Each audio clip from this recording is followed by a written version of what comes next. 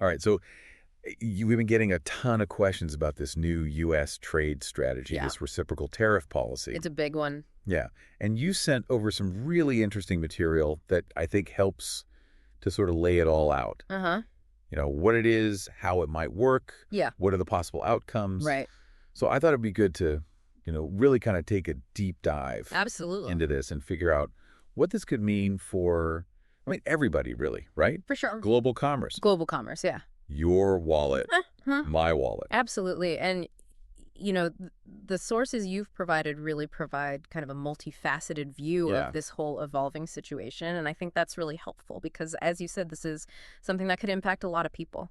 Yeah, and I think, just to kind of get us started here, I think it would be helpful just to sort of level set Sure. and just say, okay, what is at the heart of this reciprocal tariff policy? Yeah. Like, what is it in its most basic form? So, in its most basic form, the reciprocal tariff policy means that the United States will charge the same tariff rates on imports Right. from a country as that country charges on U.S. exports.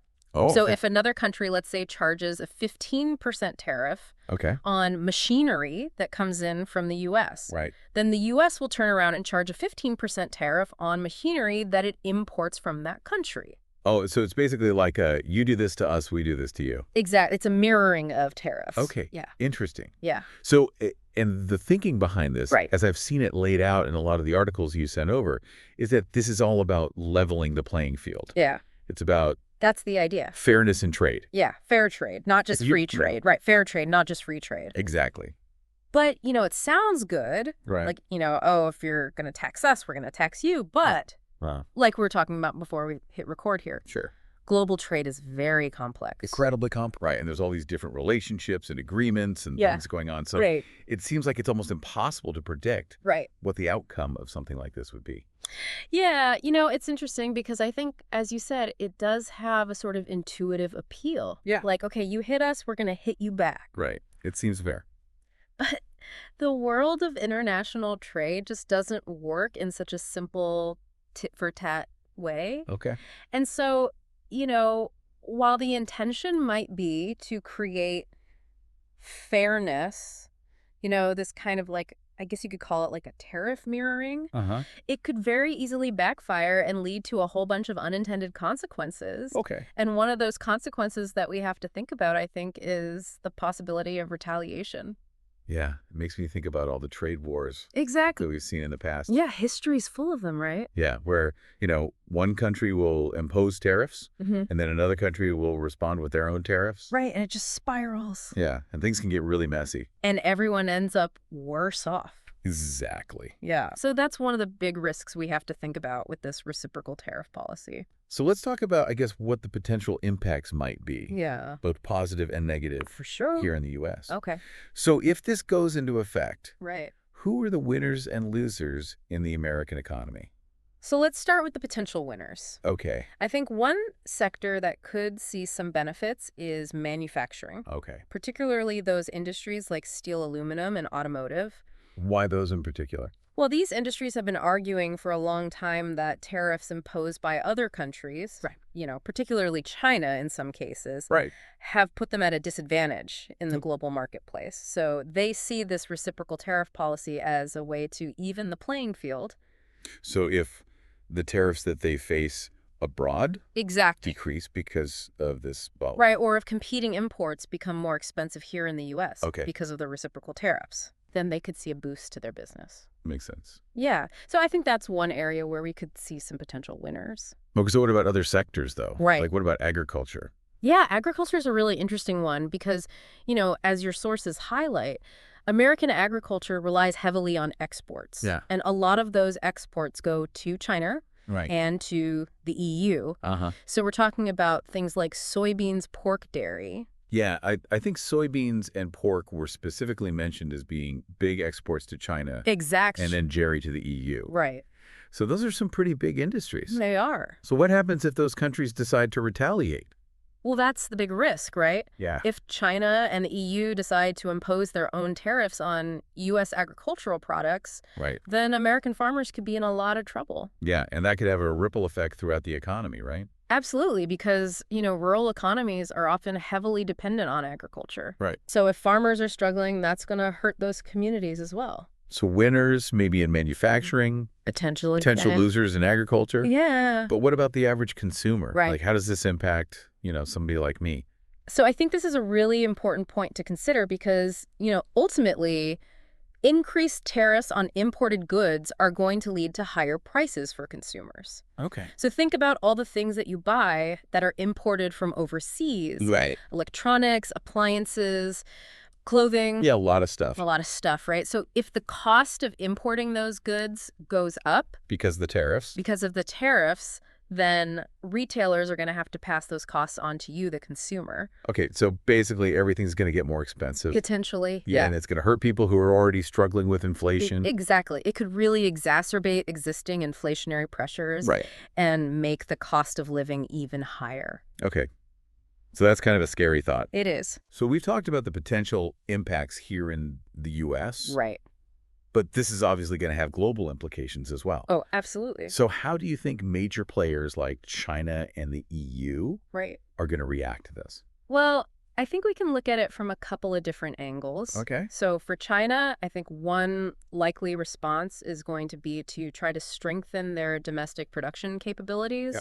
So they're going to try to become less reliant on imports, Makes sense. particularly imports from the U.S. Okay. And they're also probably going to look for alternative trade routes and partnerships. Okay. So they might, strengthen their ties with Russia, or they might look to increase trade with countries in South America or Africa. And I think there was mention in the sources of, China maybe like doubling down on the Belt and Road Initiative as a way to kind of, build those trade corridors. Yeah, so it's really about trying to circumvent the U.S. Interesting. and create a trading system that is less dependent on the U.S. Wow, so that would be a pretty significant shift. It would. Yeah, what about the EU? So I think the EU's response is going to be somewhat similar. Okay. They're also probably going to look to diversify their trade relationships and reduce their reliance on the U.S. market. And how might they do that? So they might look to forge stronger alliances with other major economies, like Right. Japan or South Korea or countries in Southeast Asia. Right, and I think the sources mentioned a particular emphasis on, strengthening agreements with South American nations as well. Exactly. And this would be particularly important in sectors like energy and advanced technology, Okay. where the EU currently relies heavily on the U.S. So basically they're trying to find other suppliers. Exactly. They're trying to hedge their bets. Interesting. Okay, so we've got China potentially strengthening domestic production, looking for alternative trade routes. Right. We've got the EU looking to diversify their trade relationships. Right. So what about, the rest of the world? What about the developing economies? Yeah, that's a really important question. And I think for a lot of those countries, this increased uncertainty in global trade could actually be an opportunity. Really? How so? Well, it could force them to diversify their own supply chains and trading partners. Okay. So instead of being heavily reliant on just one or two major powers, Right. they might start to look for new economic relationships Okay. in order to mitigate the risks Makes sense. of potential trade wars between the bigger players. So it could actually lead to a more balanced global trading landscape. Potentially, yeah. Wow, that's fascinating. Yeah, so there's a lot of moving pieces here, Yeah, for sure. and it's going to be really interesting to see how it all plays out. So, we've been talking a lot about the economic implications of this reciprocal tariff policy, Mm-hmm. but I think it's important to also talk about the geopolitical implications. Oh, absolutely. The sources that you sent over Right. suggest that this might be about more than just trade deficits. Yeah, I think that's a key point. Yeah, so what do you think is really going on here? Well, one argument that I think is pretty compelling is that these tariffs could be part of a broader strategy to curb China's growing technological influence. Okay. So, we've already seen the U.S. take other measures to try to limit China's access to key technologies. Right, like the semiconductor export restrictions. Exactly. Yeah. So this could be seen as another tool in that toolbox. Okay. A way to further isolate Chinese companies in sectors like artificial intelligence and chip manufacturing. So it's about maintaining a competitive edge.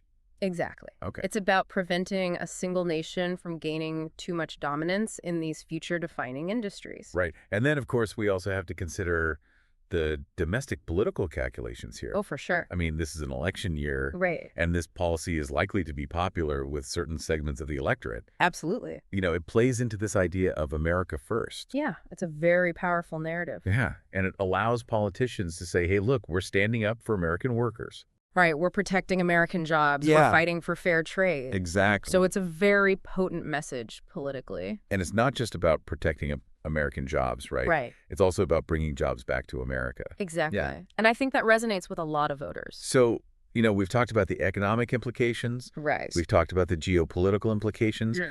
What about the idea of using tariffs as leverage? Yeah, that's another really interesting angle. Yeah. So the argument here is that the U.S. might be using these tariffs as a way to pressure allies and trading partners Okay. to make concessions.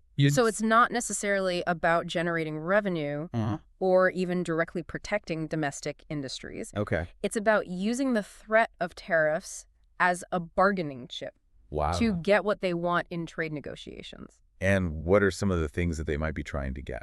Well, it could be a whole range of things. They might be pushing for changes in intellectual property rights enforcement. Okay. They might be trying to get better market access for American companies in certain countries. Right. And I think the sources even mentioned, potentially using this to influence things like environmental regulations and labor standards. Exactly. So it's really about using tariffs as a tool of statecraft.